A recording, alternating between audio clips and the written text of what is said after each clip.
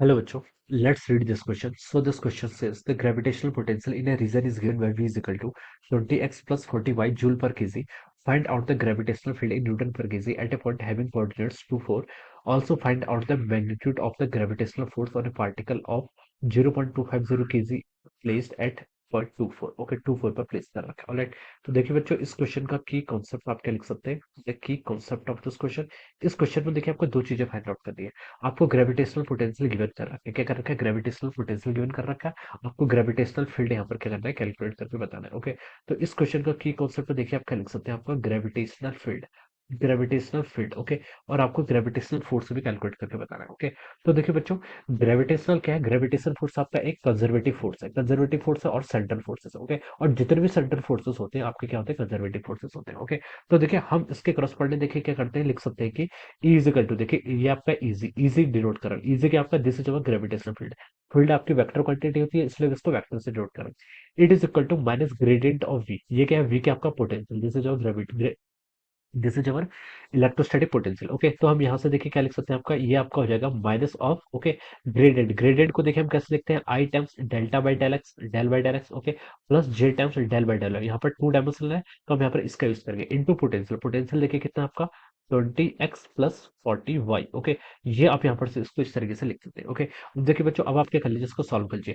Potential आपकी scalar quantity है, लेकिन जो आपका ग्रेविटेशनल पोटेंशियल स्केलर है, लेकिन ग्रेविटेशनल फील्ड ये क्या आपकी वेक्टर क्वांटिटी। ओके, तो हमें ध्यान रखना पड़ेगा। माइनस साइन को देखिए हमने बाहर ले लिया, I cap. Delta by del x को हम क्या करेंगे? 20x से ये क्या इसका डिफरेंशिएट करेंगे, तो देखिए कितना हो जाएगा आपका? ये आपका सिर्फ 20 के इक्वल हो जाएगा। ऑलराइट, और देखिए आपका यहाँ से आपका d by del by del x of 40y का करेंगे तो 0 के इक्वल हो जाएगा। सिमिलरली देखिए एक माइनस साइन आपका बाहर हो जाएगा। फिर हम del by del y of किसका करेंगे? 40y का करेंगे, तो उसकी वैल्यू कितनी आएगी? देखिए ये आपका 40 के इक्वल हो जाएगा। ओके, सो दिस इज अवर, ये क्या हो जाएगा आपका? Gravitational field intensity. This is our gravitational field intensity. आपने कैलकुलेट कर ली, कितनी आएगी? -20 आई कैप माइनस 40 जे कैप। ओके, तो हम इसको यहाँ पर से इस तरीके से लिख सकते हैं। ऑलराइट, अब क्वेश्चन में देखिए क्या बोला हमसे? Find out the gravitational field at a point whose coordinate is 2, 4। Okay, तो देखिए बच्चों, ये जो आपका हमने यहाँ पर ग्रेविटेशनल फील्ड कैलकुलेट कर दिया है, ये आपका यूनिफॉर्म है। It is not a function of position. ये क्या है कि आपका पोजिशन का फंक्शन नहीं है, इट इज यूनिफॉर्म। तो हम बता सकते हैं कि जो आपका ग्रेविटेशनल फील्ड होगा उसकी हर जगह पर वैल्यू आपकी ये रहेगी। Okay, so this will be the answer. ये क्या हो गया? आपका ए पार्ट का आंसर हो गया।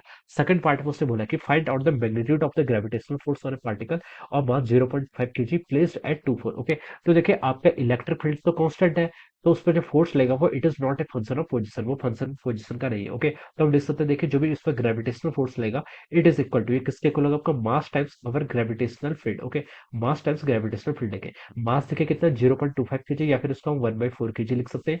इंटू आपका ग्रेविटेशनल फील्ड ये कितना हो जाएगा? आपका -20 आई कैप और -40 जे कैप। ओके, इसको हम यहाँ पर से ऐसे लिख सकते हैं। तो बच्चों देखिए इसको कैलकुलेट करेंगे तो उसकी वैल्यू आपकी आ जाएगी -5 I cap -10 J cap. Okay, this is our gravitational force, और इसकी यूनिट क्या होगी? देखिए न्यूटन पर केजी के इक्वल। सॉरी, फोर्स है, फोर्स की यूनिट तो आपकी सिर्फ क्या होगी? न्यूटन हो जाएगी। ओके, इसकी यूनिट आपकी सिर्फ न्यूटन हो जाएगी, और इस वाले की यूनिट क्या हो जाएगी? आपकी न्यूटन पर केजी के इक्वल हो जाएगी। Okay, so this will be the answer. ये आपका क्या हो जाएगा? इसके आपके बी पार्ट का आंसर हो गया। Okay, so this will be the answer of this question. So I hope you all understood this concept. All the best and thank you so much.